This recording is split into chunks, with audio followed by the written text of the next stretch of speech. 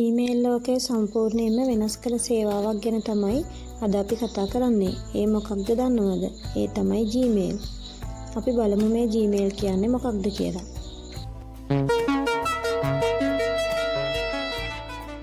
Google විසින් නිර්මාණය කළ Gmail කියන්නේ ලෝකයේ ජනප්‍රියම ඊමේල් සේවාවක්. ඊමේල් යනු අන්තර්ජාලය හරහා පණිවිඩ, ෆයිල්ස්, ෆොටෝස් සහ ඩොකියුමන්ට්ස් යැවීමට භාවිතා කරන ක්‍රමයක්. නමුත් Gmail මගින් පණිවිඩ යවන්න, ෆයිල්ස් ඇටච් කරන්න, OTP කෝඩ්ස් ලබා ගන්න, සෝෂල් මීඩියා accounts හදන්න, YouTube, Android, Google Drive වගේ සේවාවන් සඳහා භාවිතා කරන්න පුළුවන්. අද Gmail account එකක් නැති ඉන්ටර්නෙට් යූසර් කෙනෙක් හොයාගන්න අමාරු තරම් Gmail ජනප්‍රිය වෙලා තියෙනවා. 2000 දශකයේ මුල් කාලයේ ඊමේල් සේවාවන් තිබුණත් එහි ස්ටෝරේජ් අඩුයි. ස්පාම් ඊමේල් වැඩි. ඊමේල්ස් හොයාගන්න අමාරුයි. ඉන්ටර්ෆේස් එක ස්ලෝ. ඒ නිසා Google සමාගම අලුත් ඊමේල් ප්ලැට්ෆෝම් එකක් හදන්න තීරණය කළා. ඒ තමයි Gmail. Gmail ප්‍රොජෙක්ට් එකේ ප්‍රධාන ඩෙවලොපර් වුණේ පෝල් බුක්හයි කියන පුද්ගලයා. ඔහු Google සමාගමේ සොෆ්ට්වෙයාර් ඉංජිනේර් කෙනෙක් ලෙස වැඩ කරලා තියෙනවා. 2004 අප්‍රේල් 1 වෙනිදා Gmail ලොන්ච් කළා. ඒ දවස මෝඩයාගේ දිනය ලෙස පිළිගන්න නිසා බොහෝ අය හිතුවේ මේක විහිළුවක් කියලා. ඒකට හේතුව Gmail ලොන්ච් කරපු වෙලාවේ ඒක ගොඩක් ෆේමස් වුණේ 1GB free storage දුන්න නිසා. ඒ කාලේ වෙන ඊමේල් සේවාවල තිබුණේ පොඩි ස්ටෝරේජ් එකක් විතරයි. ඒ නිසා Gmail ලොකු වෙනසක් වුණා. ඒ වගේම මුලදී Gmail හැමෝටම යූස් කරන්න බැරි වුණා. Gmail account තිබුණ අයට විතරයි අලුත් අයට ඉන්වයිට් කරන්න පුළුවන් වුණේ. ඒ කාලේ Gmail ඉන්වයිට් එකක් ගන්න එකත් ලොකු දෙයක් වුණා. පසුව Google Gmail සේවාව හැමෝටම ප්‍රී ඕපන් කිරීම සිදු වුණා. Gmail ජනප්‍රියත්වය ගැන අපි බලමු. Gmail වල තිබුණ ලොකුම වෙනස search system එක. මේ නිසා users-ලාට all emails ඉක්මනින් හොයාගන්න, sender අනුව search කරන්න, keywords වලින් emails හොයාගන්න පුළුවන් වුණා. මේක Gmail emails thread එකක් විදිහට පෙන්වුවා. ඒ කියන්නේ එකම කන්වර්සේෂන් එකේ රිප්ලයිස් එකට ගෲප් වෙනවා. ඉන්බොක්ස් එක ක්ලීන් වෙලා පේනවා. උදාහරණයක් විදිහට ඔයා යාළුවෙකුට Gmail එකක් යවුවා කියලා හිතන්න. ඊට රිප්ලයි එකක් ආවා. ඊට පස්සේ ඔයා ආයෙත් රිප්ලයි කළා. Gmail වල මේ ඊමේල්ස් තුනම වෙන වෙනම නෙමෙයි එක කන්වර්සේෂන් එකක් විදිහට එකට පෙන්නනවා.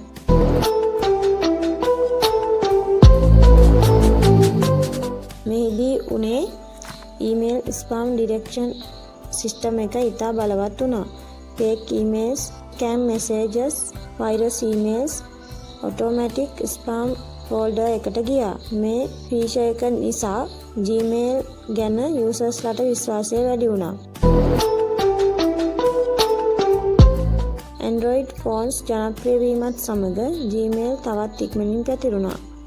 එනම් Android phone එකක් setup කරන්න Gmail account එකක් අවශ්‍ය වුණා. ඒ නිසා Play Store, YouTube, Google Maps, Google Photos වගේ සේවාවන් Gmail account එකට සම්බන්ධ වුණා. Gmail වල අලුත් features ගැන ටිකක් බලමු. Gmail තුලින් video calls, online meeting, chatting වගේ දේවල් කරන්න පුළුවන් වුණා. විශේෂයෙන්ම කියනවා නම් COVID-19 කාලයේ Gmail සහ Google Meet භාවිතය වැඩි වුණා. මෙහිදී Google Drive සමග Gmail connect කළා. ඒ නිසා users-ලාට large files share කරන්න, documents attach කරන්න, cloud storage භාවිතා කරන්න පහසු වුණා.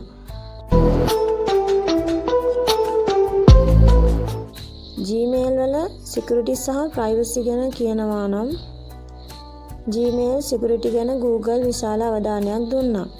එනම් two-step verification, suspicious login alerts, spam protection, phishing detection, encryption, technology මේවා නිසා යූසර්ස්ලාගේ accounts ආරක්ෂා වීම සිදු වුණා.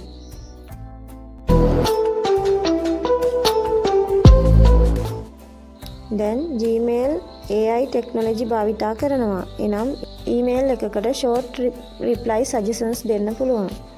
උදාහරණ විදිහට okay, thank you, I'll check ආකාරයට compass typing කරනකොට sentence complete කරන්න suggestions දෙනවා. මේකෙන් typing speed වැඩි වෙනවා. අපි බලමු මේ Gmail වල තියෙන වාසි මොනවද කියලා. free service එනම් මේකේ free account එකක් අපිට හදාගන්න පුළුවන්. large storage එනම් මෙහි photos, files, emails ගොඩක් save කරන්න පුළුවන්. fast search මෙමගින් all emails ඉක්මනින් හොයාගන්න පුළුවන්. high security මේ නිසා spam සහ hackers වලින් ආරක්ෂාව තියෙනවා. Google service integration මෙය YouTube, Drive, Maps, Play Store සමග කනෙක්ට් වීම සිදු වෙනවා. අපි කතා කළේ අපිට Gmail වලින් තිබෙන වාසි ගැන. දැන් බලමු මේකේ තියෙන අවාසි පැත්ත ගැන.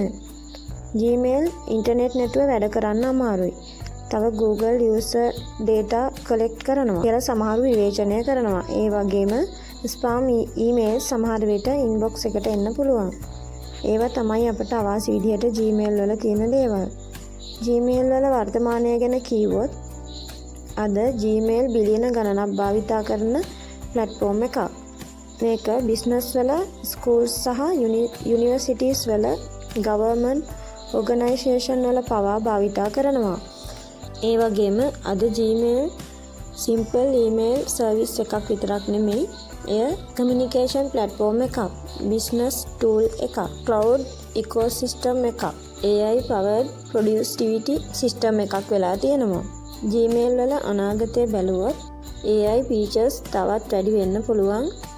smart email management ඒ වගේම automatic writing සහ organizing system කියලා බලාපොරොත්තු වෙනවා. Gmail කියන්නේ email service එකක් විතරක් නෙමෙයි, අද ඒ ලෝකයේ බිලියන ගණනක් දෙනාගේ digital ජීවිතය එකට බැඳලා තියෙන ප්‍රධාන platform එකක්. ඔයාලට සුබ දවසක්.